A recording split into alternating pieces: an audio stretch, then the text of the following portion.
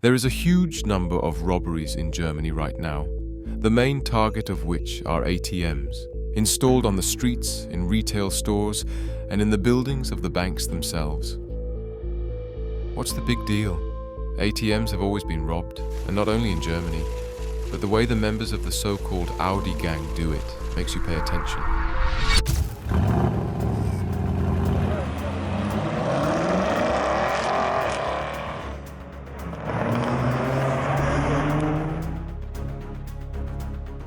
Let's start with the fact that the gang got the name Audi gang due to the fact that in almost all crimes they use powerful Audi cars, which they steal beforehand.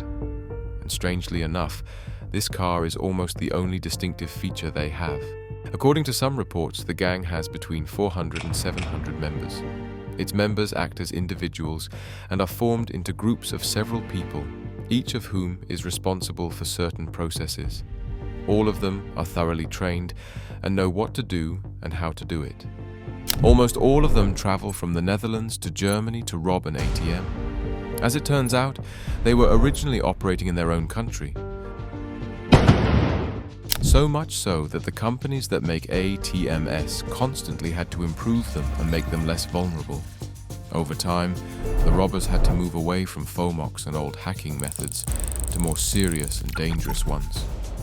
One such method was to find or make a hole in the ATM into which a hose was inserted and explosive gas was fed through it. To keep the gas from escaping, the hole was sealed. Then, after moving a safe distance away, the robbers would set the gas to detonate. The ATM would open like a flower, and the attackers would only have to take the cash cassettes. This method was effective for a long time, but the authorities and banks were constantly improving ATMs. By 2019, special holes appeared in ATMs, thanks to which gas did not accumulate inside, and previous hacking methods stopped working. The financial system changed too.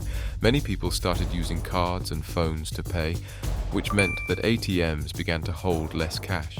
In addition, the number of ATMs has decreased significantly, whereas the number of undermining used to number in the hundreds, if not thousands per year. By 2019 it had dropped to 72. However, the robbers quickly adapted. They learned that in neighboring Germany, ATMs are more vulnerable.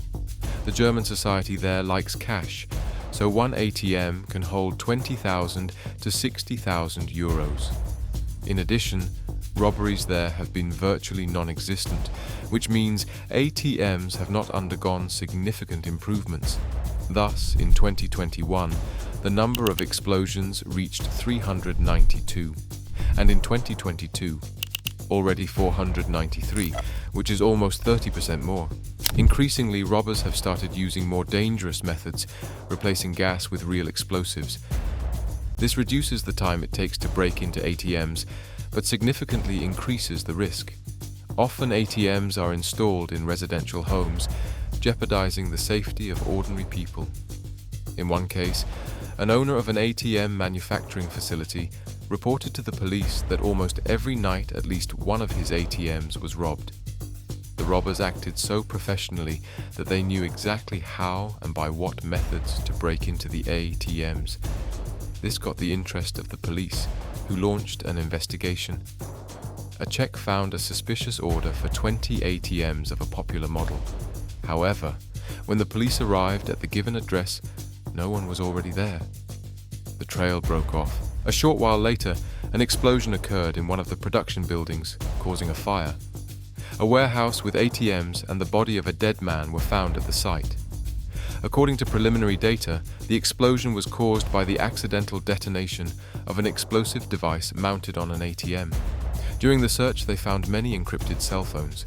After decrypting the data, police found videos with step-by-step instructions on how to break into ATMs. It was also discovered that these training materials were being sold on the darknet. The victim may have been involved in the Audi gang or sold information to robbers. Often it happens so fast that the cops do not even have time to arrive, or if they do, they are forced to stop the chase because of the high risk of accidents, as the criminals can move at speeds exceeding 300 kilometers per hour. The use of weapons by the police during such chases is excluded because the trunks of these cars are filled with plastic canisters with hundreds of liters of fuel to avoid trips to gas stations.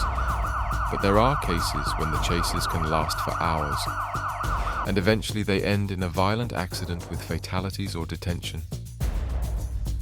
German and Netherlands police cooperation has made it possible to apprehend some criminals, but problems remain. The main challenge is Germany's federal structure, where each state has its own laws. It is difficult to quickly establish ATM security throughout the country. The director of the German Banking Association believes that it is not economically feasible to strengthen the protection of all ATMs, as losses from robberies are cheaper than the cost of modernizing them. Police continue their work, but criminals are often one step ahead of them. ATM robberies remain a serious problem, especially in residential buildings where ordinary people are at risk.